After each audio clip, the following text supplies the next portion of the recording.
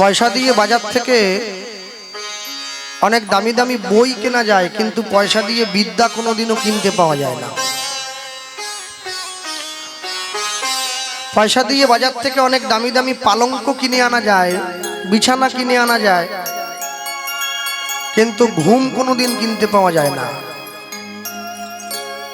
পয়সা দিয়ে বাজার থেকে অনেক দামি একটা ঘড়ি কিনে হাতে পরা যায়, কিন্তু সময় কোনোদিন কিনতে পাওয়া যায় না। বলছে সোনার ঘড়ি টিক টিক টিক, যা কিছু হইতেছে সবই হইছে ঠিক। জীবন চলিয়া যায় নদীর স্রোতের প্রায়, যে ইহা না বুঝিল তারে ধিক শতধিক। হরি বল হরি বল। আর পয়সা দিয়ে ভালো ভালো জামা কাপড় কিনে পরে ভালো মানুষ সাজার অভিনয় করা যায়, কোনোদিনও মনুষ্যত্ব কিনতে পাওয়া যায় না, ওটা অর্জন করে নিতে হয়। যে যখন আমরা মানুষের পায়ে হাত দিয়ে প্রণাম করি, স্কুল কলেজে গিয়ে যখন মাস্টারমশাই প্রফেসরদের পায়ে হাত দিয়ে আমরা প্রণাম করি, যখন আমরা বাড়িতে বড়দের পায়ে হাত দিয়ে প্রণাম করি, তারা আমাদেরকে বলে বাবা মানুষ হও। তাহলে যে আপনাকে প্রণাম করছে ও কি মানুষ নয়? বলে হ্যাঁ ও মানুষ। তাহলে ওকে কেন বলছেন মানুষ হও? বলে ওকে মানুষ হতে বলছি কেন জানো? ওর মনুষ্যত্বের যাতে বিকাশ হয়, আমি সেই আশীর্বাদটা করলাম। বিশ্বকবি রবীন্দ্রনাথ ঠাকুর বললেন, মানুষ সবার ঘরে জন্মায়, কিন্তু মনুষ্যত্ব সবার ঘরে জন্মাবে না। আমরা যখন মন্দিরে গিয়ে ভগবানের কাছে মাথা ঠুকি, আজকে আপনাদের গ্রামে কীর্তন হচ্ছে, তো ভগবানের কাছে যার যা মনের ইচ্ছা আছে সে সেইটা বলছে। কেউ কেউ হয়তো বলছে আমার দুতলা বাড়িটা তিনতলা করে দাও, কেউ কেউ আবার বলে বসছে আমার কালো মেয়ের একটা মাস্টার জামাই দেখে দাও, নানা রকম সব চাওয়া টাওয়া আছে। তো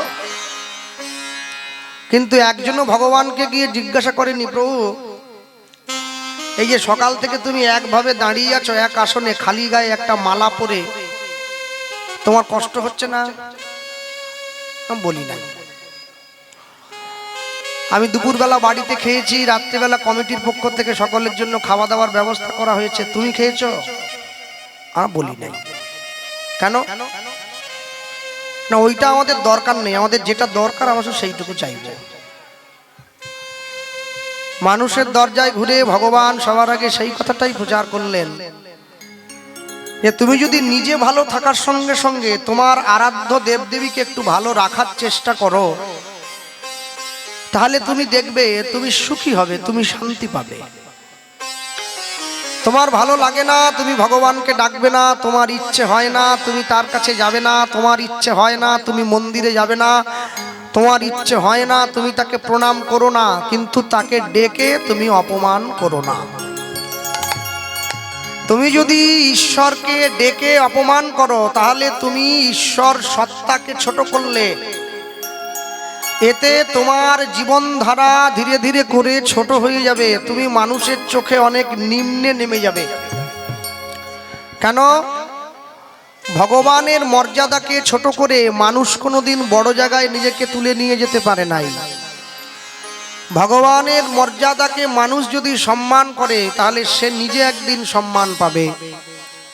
বাংলায় একটা কথা আছে, তুমি যদি অপরকে সম্মান দাও তবে তুমি সম্মান পাবে, আর তুমি যদি অপরকে সম্মান না দাও তবে তুমি সম্মান পাবে না। তাহলে কথা হলো, শুধু বিঘে দুই ছিল মোর ভুই, আর সব গেছে ঋণে, বাবু কইছেন বুঝেছ উপেন, এ জমিও লইব কিনে। 2 বিঘা জমি, বিশ্বকবি রবীন্দ্রনাথ। শুধু বিঘে দুই ছিল মোর ভুই, ভুই মানে জমি, আমার 2 বিঘে জমি ছিল, একটা ইহকাল আর একটা পরকাল। শুধু বিঘে দুই ছিল মোর ভুই, আর সব গেছে ঋণে। আমার জীবনের যত বাকি ক্ষেত্রগুলো ছিল, আমার শৈশব, আমার কৈশোর, আমার যৌবন, আমার বার্ধক্য, সব সংসারের প্রতিপালন করতে গিয়ে পুরো জীবনটা আমার নষ্ট হয়ে গেল, আর সব গেছে ঋণে। এরপরে বলছে, বাবু কহিলেন বুঝেছ উপেন, তোমার এ জমিও লইব কিনে। বাবু মানে সারা বিশ্বের মালিক যিনি, যে আমাদেরকে ঘর ভাড়া দিয়েছে, যার ভাড়া ঘরে আমরা থাকতে এসেছি। বাড়ি আমরা বানিয়েছি এটা লোক দেখান্তে আর কি, আমাদের ভাড়া শেষ হয়ে গেলে চলে যেতে হবে সবাইকে। তাহলে যে বাবু আমাদের ভাড়া দিয়েছে সে বলছে তোমার যেই দুটো জমি আছে, এই ইহকাল আর পরকাল, এই দুটো জমিও আমি তোমার কাছ থেকে কিনে নেব, তুমি যদি সঠিক সময়ে আমার চরণের স্মরণটা না নাও। আজ বলবো, কাল বলবো, পরশু বলবো, এই রকম করে করে তুমি দিন কাটালে, কিন্তু মনে ভাববে তোমার গোনা দিন একটু একটু করে ফুরিয়ে যাচ্ছে। আজকে রাত্রিটা পার হয়ে গেলে আমাদের জীবন থেকে একদিন পরমায়ু বাদ হয়ে গেল। মানে আমি যদি 100 দিন বাঁচার কোটা নিয়ে এসেছিলাম, একদিন কমে গেল, মানে 99 দিন। তাহলে এই 99 দিন পরমায়ুটা যেদিনকে একটু একটু করে একদম তলানিতে গিয়ে ঠেকবে, সেদিন কিন্তু আমাকে চলে যেতে হবে। মানুষ যখন সরি বলে তখন ঝগড়া শেষ, ডাক্তার যখন সরি বলে তখন জীবন শেষ। দু জায়গাতেই সরি বলে দেওয়া মানে আর এগিয়ে যাওয়ার কোনো রাস্তা নেই। তবে মানুষ দুঃখের দিনে ভগবানকে ডাকে, সুখের দিনে ভগবানকে ডাকে না। মানুষ যদি সুখের দিনে ভগবানকে ডাকতো তাহলে এক না একদিন ঠিক সে তার কৃপা পেত। জগতের যত ধনী মানুষকে দেখছেন আপনারা, যত বড় লোককে দেখছেন, এরা দেখবেন ভগবানকে ভুলে কেউ নেই, এরা সুখের দিনে ভগবানকে সঙ্গে রেখেছে। হ্যাঁ, এরা কেউ বাদ দেয়নি। শুধু আমাদের মতো কিছু তেলি মানুষ ভগবানকে বাদ দিয়ে দিয়েছে। যখন দেখলাম একটা বাড়ি হয়ে গেছে, একটা গাড়ি হয়ে গেছে, বাড়িতে একটা সুন্দরী নারী এসে গেছে, তাহলে গাড়ি, বাড়ি, নারী বাদ চলে গেছে হরি। যেটুকু ভালোবাসা ছিল সেটাও চলে গেল। আর আমার যে বউ হয়ে ঘরে এসেছে সে তো আরো মারাত্মক। ঠাকুরকে 3 তলার চিলে কোঠায় তুলে দিয়েছে। 5:30টার সময় সন্ধে হলে সে নিচ তলা থেকে শাঁখ বাজি দেয়। কিরে তুই নিচ থেকে বাজালি, ওপরে যাবিনি? বলে না, ঠাকুর শুনতে পেলেই হলো, নিচ থেকে বাজালাম। তা কেউ যদি প্রশ্ন করে যে তোমাকে যদি ভাতের থালাটা সামনে দিয়ে আবার সরি নেই, ভাবেনি? বলে কেন? বলে তুমি ভাত দেখেছো, এতেই তো পেট ভরে যাওয়ার কথা, খেতে হবে কি জন্য? এই হচ্ছে আমাদের ভালোবাসা। আমাদের ভালোবাসাটা বড্ড ঠুনকো, একটু আঘাতেই সেটা ভেঙে যায়। গৌরাঙ্গ বলিতে হবে পুলক শরীর। এমনও মানুষ আছে যে 10 কিলোমিটার দূর থেকে সাইকেল চালিয়ে কীর্তন শুনতে চলে এলো, আর এমনও লোক আছে যে বাড়ির পাশে কীর্তন হচ্ছে জেনেও সে ঘরের দরজাটা বন্ধ করে টিভিতে হিন্দি গান চালিয়ে দিল। সবাই তার কৃপা পাবে না, কৃপা পাওয়ার মতো যোগ্যতা অর্জন করতে হবে। কৃপা শব্দের মানে হলো করে পাওয়া। আপনাকে চেষ্টা করে আদায় করে নিতে হবে, কেউ দেওয়ার জন্য বসে নেই। একটা ক্লাসে যদি 100 জন পড়াশুনো করে, মনে রাখবেন লড়াইটা কিন্তু হয় 1 থেকে 10 রোল নাম্বার যাদের আছে তাদের, বাকিরা শুধু 30 পাওয়ার জন্য পরীক্ষা দিতে গেছে। ওরা শুধু একটু মাথায় পাস করলেই বলে আমাদের হয়ে গেল। লড়াইটা চলবে 1 থেকে 10-এর মধ্যে, কে তাকে ফেলে আগে যেতে পারে। তুই 1 নাম্বার বেশি পেলে তুই আগে যাবি, বলে না তুই নয় আমি আগে যাব। তার লড়াইটা আমাদের চলবে, কিন্তু লড়াইটা যার সঙ্গে করছো একবার তার দিকে তাকিয়ে দেখো। যেদিনকে ভগবানের নাম নিতে গিয়ে হরি হরি বলিতে মোর নয়নে ববে নীর, যেদিনকে ভগবানের নাম নিতে গিয়ে তোমার নয়নে জল আসবে, তুমি যেদিন বুঝবে আমি সারা জীবন নাচার জন্য কীর্তনে গেছি, আমি সারা জীবন হাসার জন্য কীর্তনে গেছি, আমি সারা জীবন পাশের লোকের সঙ্গে গল্প করার জন্য কীর্তনে গেছি, আজকে জীবনে প্রথমবার আমি কীর্তনের আসনে গিয়ে বসলাম, আমার চোখে তার নাম শুনে জল এলো, সেদিন বুঝবে তোমার অন্তরে একটু না একটু হলেও ভক্তির প্রকাশ ঘটেছে, তা না হলে হবে না। এক কৃষ্ণ নামে জীবের যত পাপ হরে, পাতকীর সাধ্য নাই তত পাপ করে। একবার নয়, এক কৃষ্ণ নাম। এরপর হেন কৃষ্ণ নাম কেউ যদি লয় বহুবার, তথাপিও নহে প্রেম নহে অশ্রুধার, তবে তো এই দেহে অপরাধ আছয়ে জানিবে প্রচুর, কৃষ্ণ নামের বীজ তাহে না হইবে অঙ্কুর। আমি সবার আগে বলতে গিয়ে বলবো, ছোটবেলায় যখন আমরা দেখতাম, আমার ঠাকুমা বেঁচে ছিল, মারা গিয়ে জানেন, আর ঠাকুমাকে দেখতাম মেদিনীপুরে আমাদের ওখানে যাত্রা হতো খুব, এখন তো যাত্রা বন্ধ হয়ে গেছে, চলে না। তো বয়স্ক মানুষ ছিল তো, 5টার সময় না ওই পলিথিনে করে 4টে মুড়ি নিয়ে নিত, শক্ত শক্ত মুড়ি, যাকে আপনারা চাল ভাজা বলেন, ছোট ছোট খুদের মুড়ি।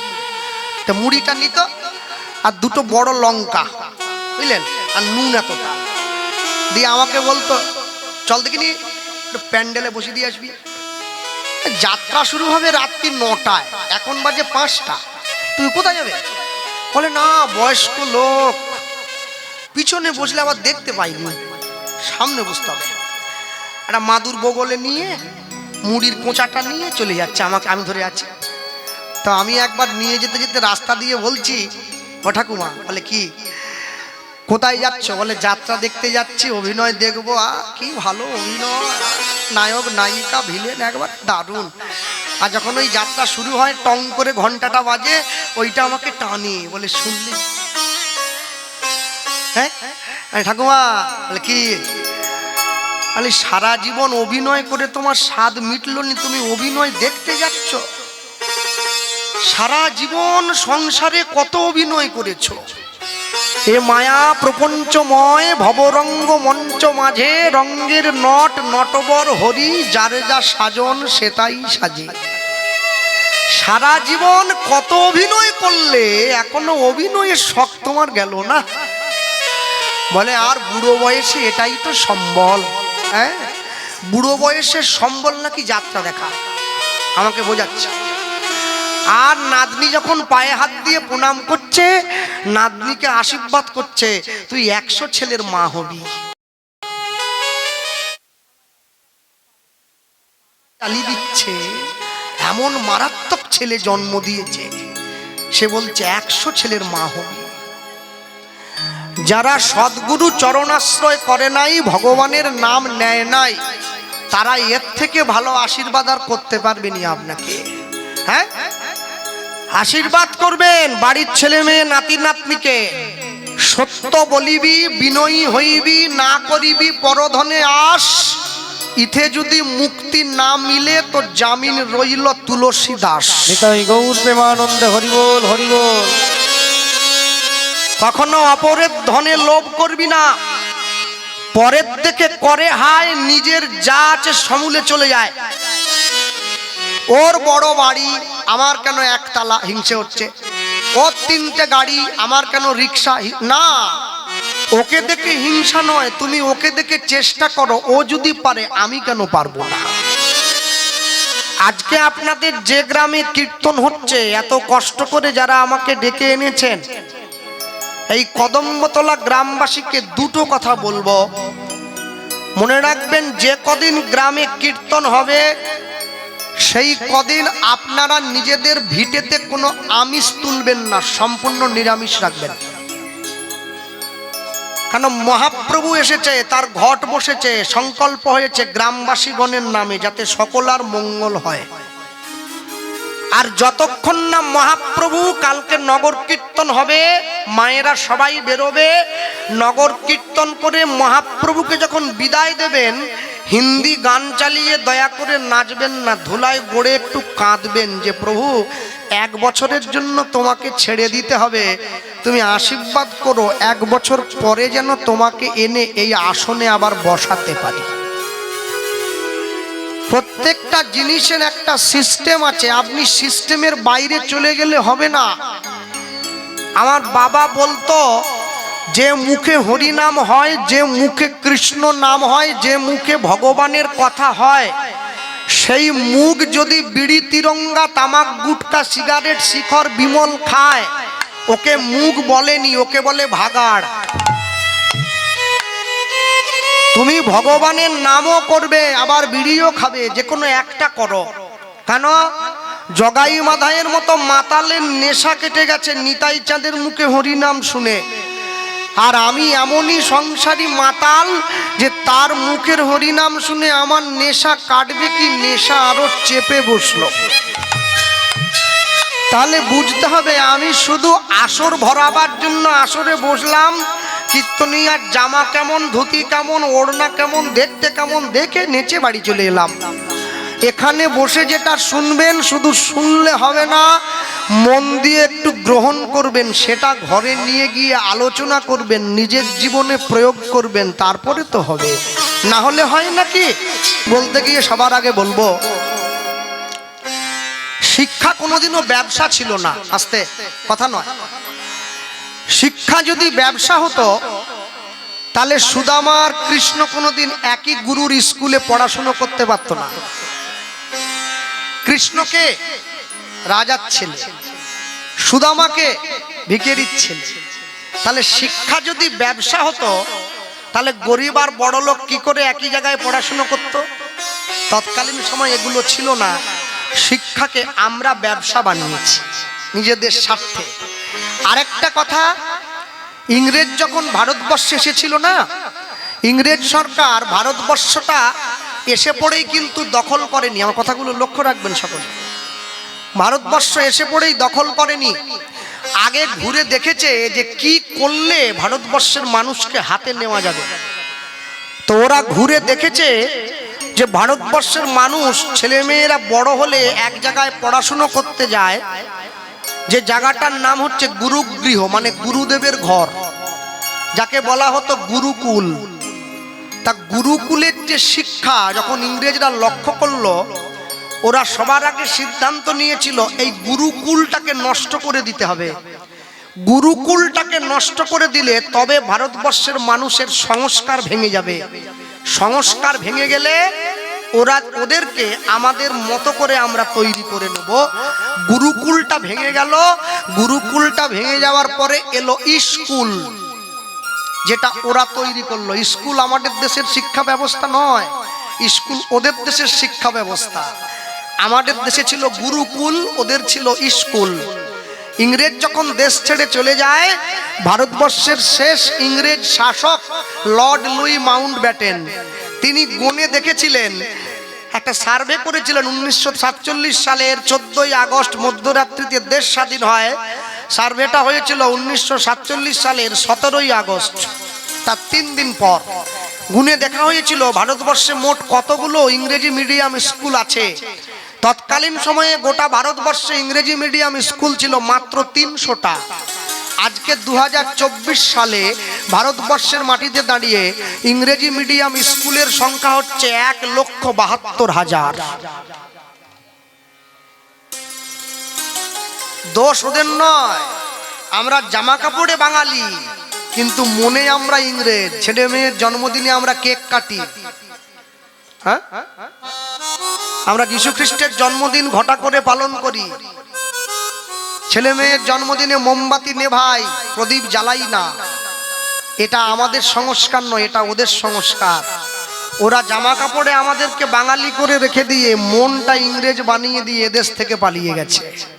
মনে রাখবেন, ইংরেজি শেখো, ওতে কোনো দুঃখ নেই, কিন্তু তুমি যদি বাংলা ভুলে যাও তাহলে কিন্তু বড় দুঃখ। ভক্তমণ্ডলী মায়েরা, মথুরার অত্যাচারী রাজা কংসের অত্যাচারে যখন সবাই জর্জরিত, পিতা উগ্রসেনকে বন্দি করে কংস নিজের কারাগারে রেখে দিয়েছে। উগ্রসেন ছিল ধার্মিক, উগ্রসেনকে বন্দি করে কংস কারাগারে রাখলো। তাহলে উগ্রসেন যদি ধার্মিক হয়, তার ছেলে কংস হবে কেন? তাকিয়ে দেখতে পাও না? রাবণের বাবা ছিল বিশ্বস্র বা মুনি, তার ছেলে রাবণ হলো কেন? আবার প্রহ্লাদের বাবা ছিল হিরণ্যকশিপু, তার ছেলে প্রহ্লাদ হলো কেন বলো তো?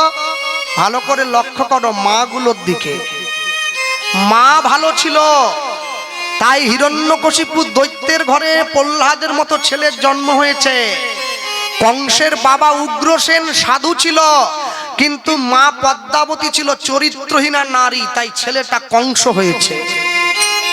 মা যদি ভালো না হয়, সেই মায়ের ছেলে কোনোদিন ভালো হবে না। কাগজে লিখে নাও, গাছের গোড়া ভালো হলে তার ফল ভালো হবে, কলের লিয়ার যদি ঠিক হয় তার জল ভালো হবে, মা যদি ভালো হয় তার সন্তান ভালো হবে। কেন বলে ভাই আমাদের মাটি ভালো নয়, মাটি ভালো নয়, মাটি যদি ভালো না হয় ভালো ফসল কি করে হবে? কি করে হবে? না না, আমি এই মাটির কথা বলিনি। আমাদের মা মাটি ভালো নয়, মাটি ভালো নয়। পৃথিবীতে যত জায়গায় যত ভালো সন্তানকে দেখতে পাচ্ছ, সমস্ত ভালো সন্তানের মূলে একটা করে ভালো মা আছে। কেন? কৌশল্যার মতো মা ছিল বলে ছেলেটা রামচন্দ্র হলো, দেবকীর মতো মা ছিল বলে ছেলেটা কৃষ্ণ হলো, সচী মায়ের মতো মা ছিল বলে ছেলেটা মহাপ্রভু হলো, সারদা দেবীর মতো মা পেয়েছে বলে ছেলেটা রবীন্দ্রনাথ হলো, প্রভাবতী দেবীর মতো মা ছিল বলে ছেলেটা সুভাষচন্দ্র বসু হলো, আর আমার দেশে ভগবতী দেবীর মতো মা পেয়েছে বলে ছেলেটা বিদ্যার সাগর হলো। মাতৃশিক্ষা, মাতৃভক্তি, মায়ের শিক্ষা আগে হলে শিশু শেখে মায়ের কোলে। কোনো মেয়ে যদি তার মাকে দেখে, আমার মা সব সময় মাথায় কাপড়ের আঁচলটা দিয়ে কর্ম করছে, আপনার মেয়েকে আপনাকে জোর করে শাড়ি পরাতে হবে না, ও নিজের থেকেই পরবে। কেন? ও আপনাকে দেখে শিখেছে। আর মেয়ে যদি সব সময় দেখে আমার মা জিন্সের প্যান্ট পরে ঘুরে বেড়াচ্ছে, শাড়ি যত চেষ্টা করো কোনো মতেই তুমি শাড়ি পরাতে পারবে না। হ্যাঁ, আমার অবাক লাগে, আমি যখন রাস্তা দিয়ে যাই না, আমাকে মুসলমানরা টোন কাটে না, খ্রিস্টানরা টোন কাটে না, কাটে হিন্দু বাড়ির ছেলে। হরি বল কাকা, হরে কৃষ্ণ হরে কৃষ্ণ। আমাকে কাকার মতো মনে হচ্ছে ওদের। প্রথম প্রথম খুব রাগ হতো জানেন, এখন নিজেকে বুঝিয়ে নিয়েছি। কি বোঝাই বলুন তো? অবজ্ঞা করে হলো হরে কৃষ্ণ তো বলেছে, বেটা এতেই হবে তোর, এতেই হবে তোর। না জেনে মদ খেলেও নেশা হয়, না জেনে ঘুমের ওষুধ খেলেও ঘুম হয়, না জেনে কৃষ্ণ নাম বললেও তোর কৃষ্ণ কৃপা হবে। যা, মনে রাখবে, কোনো দিনের জন্য সাধুগুরু বৈষ্ণবকে ছোট করতে নেই, অপমান করতে নেই। দাদুর সামনে দাঁড়িয়ে নাতি যখন বিড়ি খেয়ে দাদুর মুখের উপরে ধোঁয়া ছেড়ে দেয়, দাদু বলে নাতিকে, দাদু ভাই কি করছো? নাতি বলে, আমি কি তোমার টাকায় কিনে খাচ্ছি, আমার বাবার টাকায় কিনে খাচ্ছি। নাতি জানে না আমার বাবা হচ্ছে সেই ফল, যে ফলের গাছ হচ্ছে আমার দাদু। আমার বাবাকে ছোট করা মানে আমার দাদুকে ছোট করা। এই বোধ নেই। ছেলে মেয়েদের সংস্কার দাও, শিক্ষা দাও, শিক্ষার আলো জ্বালাও। ইংরেজি মিডিয়াম স্কুলে পড়িয়ে শুধু গুড মর্নিং গুড ইভিনিং বলতে শিখিও না, মাঝে মধ্যে হরে কৃষ্ণ বলতে শেখাও, জয় নিতাই বলতে শেখাও, রাধে রাধে বলতে শেখাও। কংসকে বধ করে কৃষ্ণ মথুরার সিংহাসনে দাদু উগ্রসেনকে বসিয়ে দিয়েছে। আর যেই বসিয়ে দিয়েছে কি বলুন, ভগবান কৃষ্ণ এসেছে। যাদের যাদের আনন্দ হচ্ছে না একটু উলুধ্বনি করো তো।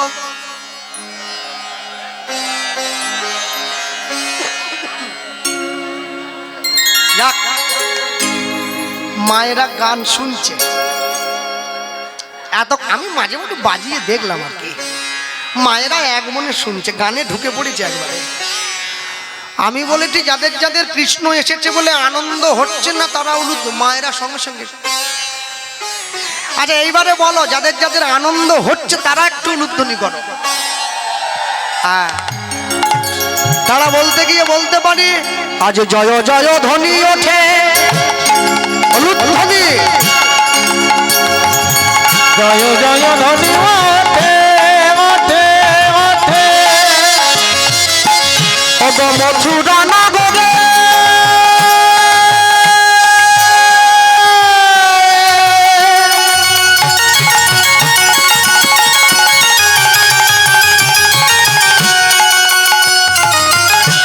পাপ মোচন হইল আজি, কৃষ্ণ আইল ঘরে।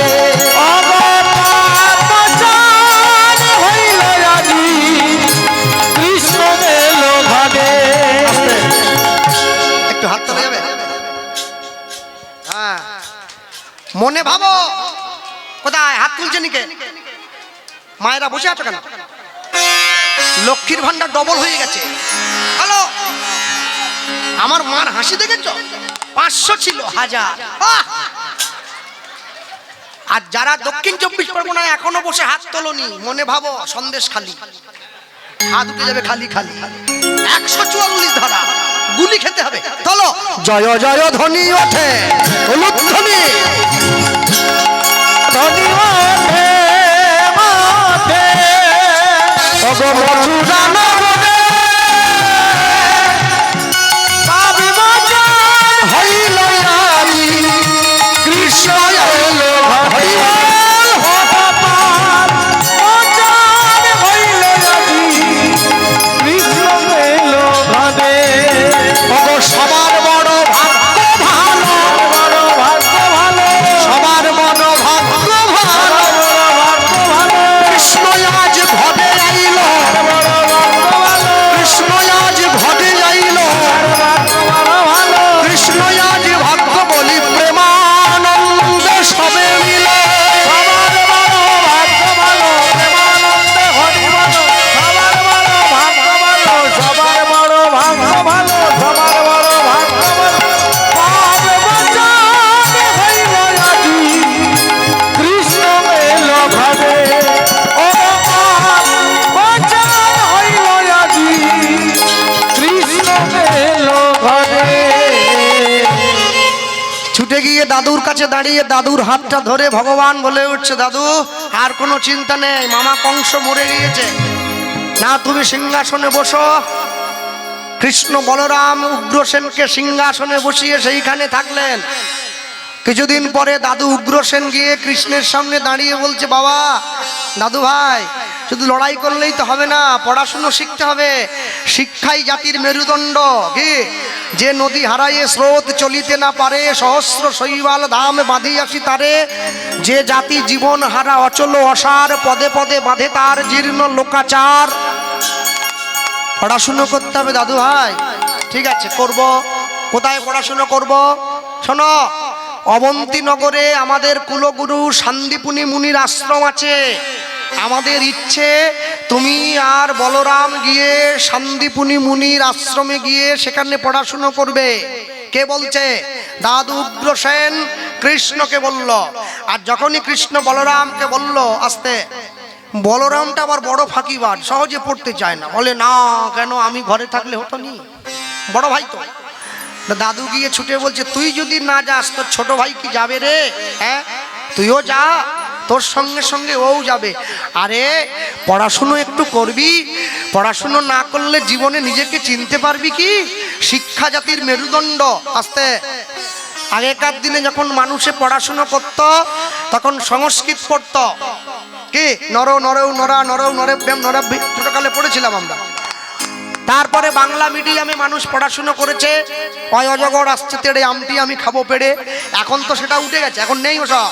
এখন Jack and Jill went of the hill to fetch a pail of water, Jack fell down and broke his crown. ওরে বাপ রে, ছেলে মেয়েদের ইংরেজি একদম বিরাট ব্যাপার। হ্যাঁ, আর মায়েরা যারা বসে আছে, মায়েরা তো মামি ডাক শোনার জন্য খেপে উঠেছে একবারে। মম ডাক শুনবে খেপে উঠেছে। আর বাপগুলো বলে, আমার ছেলে আমাকে ড্যাড বলছে নি কেন এখনো? কবে ড্যাড বলবে? বাবা শেখাসনি, ড্যাড শেখা, ড্যাড শেখা। হ্যাঁ, তোমার ছেলে পড়াশুনো করে এসে তোমাকে বলবে ড্যাড তুমি। হ্যাঁ, তুমি এ বাড়িতে কি করছো? যাও। হ্যাঁ, কেউ কেউ আবার ভালোবেসে বাবাকে বলে পাপা, আমার পাপা এসেছে। হ্যাঁ, আচ্ছা আস্তে, যদি সংস্কৃতে পাপা শব্দের লিঙ্গান্তর করেন কথাটা কি দাঁড়ায় জানেন? নর, নরেও, নরা, এক বচন, দ্বিবচন, বহু বচন। পাপ, পাপৌ, পাপা, মানে একটা পাপী, দুটো পাপী, শালা অনেকগুলো পাপ করেছে, মহা পাপী। হ্যাঁ, ও ছেলে ওকে ডাকছে, এই পাপী খেতে আয়, এই পাপী আমাকে স্কুলে নিয়ে চ, এই পাপী আমাকে পয়সা দে। অতবার ওর ছেলে ওকে মনে করাচ্ছে তুমি কত বড় পাপী, তবু বাপের ধ্যান ভাঙেনি। বলুন।